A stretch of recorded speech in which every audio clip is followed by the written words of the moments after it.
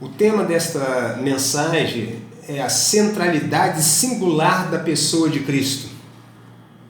O capítulo 1 de Colossenses apresenta 4 relações básicas de Jesus. Sua relação com a divindade, ele é a imagem do Deus invisível em quem habita toda a plenitude. Sua relação com a criação, ele é o Criador e o sustentador. Ele é a fonte, o agente e o alvo da criação. Sua relação com a salvação, ele é o Redentor e o agente da reconciliação. Sua relação com a igreja, ele é o cabeça da igreja. Jesus não é apenas uma pessoa, uma importante dentre as demais. Ele é a origem da criação e também da nova criação. Ele é antes da criação, ele é a origem da criação. Ele está acima e além da criação. Ele é o sustentador da criação. E ele é o alvo da criação. Ele é o cabeça da igreja e o agente da nossa salvação. Ele é preeminente no céu e na terra. A relação de Jesus com a igreja, versículo 18 e 19 de Colossenses. Ele é o cabeça da igreja, versículo 18. Ele é o cabeça orgânica da igreja. A palavra cabeça significa fonte e origem. A igreja não tem vida sem Jesus. Estávamos mortos. Ele nos deu vida. Só temos vida se estamos ligados a Ele. Cristo é a fonte de poder, alegria e vida da igreja. Sem Cristo nada podemos fazer. Ele é o cabeça, governante da igreja. A palavra cabeça significa também aquele que governa, controla e dirige. A igreja não tem outro cabeça, nem papa, só Cristo é o cabeça da igreja. Mateus capítulo 16, versículo 18. Cristo é o fundamento, edificador, dono e protetor da igreja. Como cabeça é aquele que recebe honra e que tem autoridade para comandar. Ele é a fonte da igreja, versículo 18, parte B.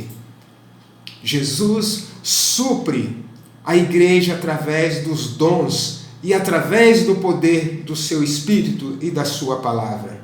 Ele é o primogênito dentre os mortos, versículo 18. Jesus é o vencedor da morte. Ele não apenas ressuscitou como outras pessoas. Ele arrancou o aguilhão da morte. Ele matou a morte. Ele venceu a morte. Ele é a primícia de uma nova criação. Porque quem é Deus? Deus trará muitos filhos à eterna glória. Assim como o universo é a criação de Cristo, a igreja, a nova criação de Cristo. Cristo não é um herói morto ou um fundador do passado, mas o autor da vida e o conquistador da morte.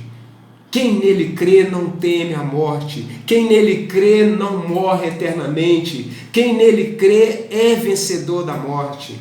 Ele é aquele que tem total preeminência do universo. Versículo 18.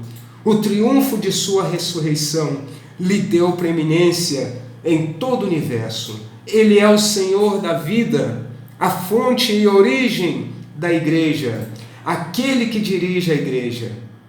Apocalipse capítulo 5 nos mostra que só ele foi encontrado digno de abrir o livro e desatar-lhe os selos. E quando ele recebe o livro, todo o céu prorrompe em louvor ao Cordeiro preeminente. Ele é preeminente na criação, na salvação e na igreja. Ele é aquele em quem reside toda a plenitude. Versículo 19.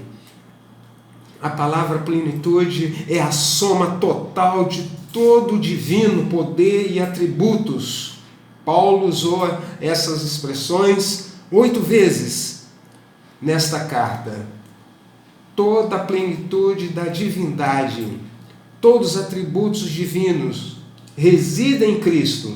A palavra não significa uma residência temporária, mas uma habitação necessária e permanente. É estar em casa permanente. A plenitude não foi alguma coisa acrescentada a Cristo que ele não tinha naturalmente, mas a plenitude sempre foi parte do seu ser. A relação de Cristo com a reconciliação. Ele é a fonte da reconciliação, versículo 20. A fonte da reconciliação é a cruz de Cristo. O homem estava longe, perdido, cego, inimigo, morto. Deus tomou a iniciativa de nos reconciliar consigo mesmo. Está lá em 2 Coríntios capítulo 5, versículo 18 e 19. Não fomos reconciliados pela vida de Cristo, pelos seus ensinos e exemplos e milagres. Fomos reconciliados pela sua morte, pelo seu sacrifício. A cruz revela o poder, a santidade, a justiça e o amor de Deus. A cruz não foi um fracasso, mas vitória. Não é fraqueza, mas o poder. A cruz ocupa um lugar central no Evangelho. No Velho Testamento usava-se o sacrifício como símbolo da cruz.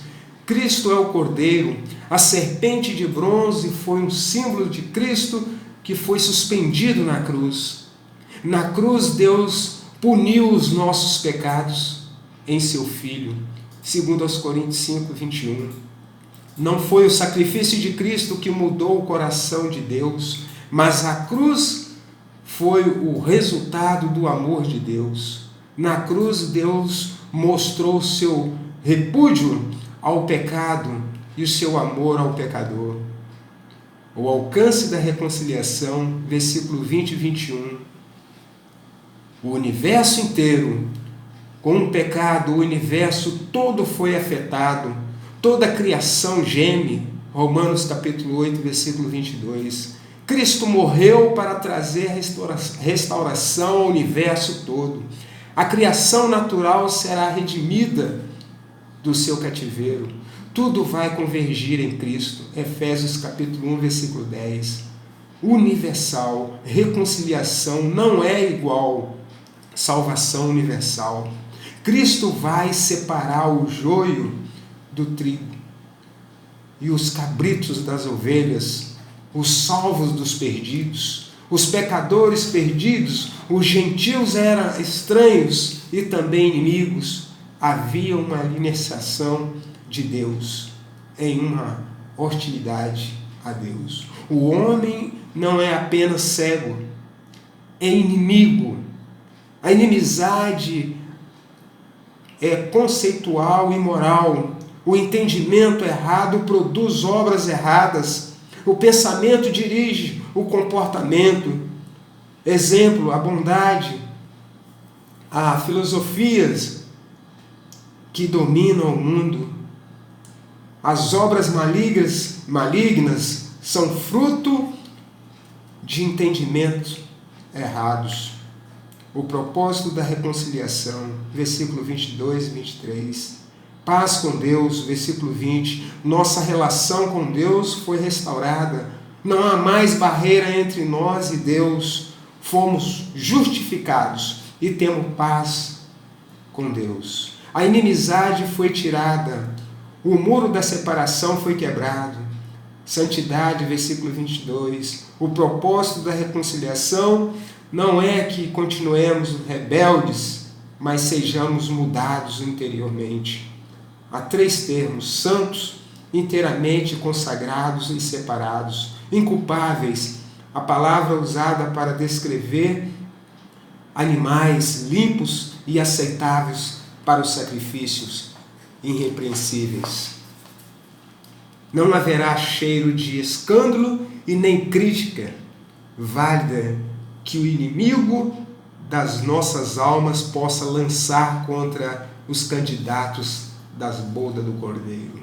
Esperança da glória, versículo 23. A reconciliação corrige uma alienação passada, nos oferece bênçãos presentes e nos oferece a futura glorificação. Essa esperança é descrita em toda a palavra de Deus. E para concluir, Jesus Cristo é a origem de todas as coisas do universo e da nossa criação. Jesus Cristo toma conta de todas as coisas. Jesus Cristo é tudo o que nós necessitamos. O Pai se agrada quando seu Filho Jesus Cristo recebe a preeminência. Em Cristo nós temos vidas e reconciliação com Deus, paz com Deus, santidade e esperança da glória de Deus. E que Deus aplique a sua palavra em nossos corações. Que Deus abençoe a todos.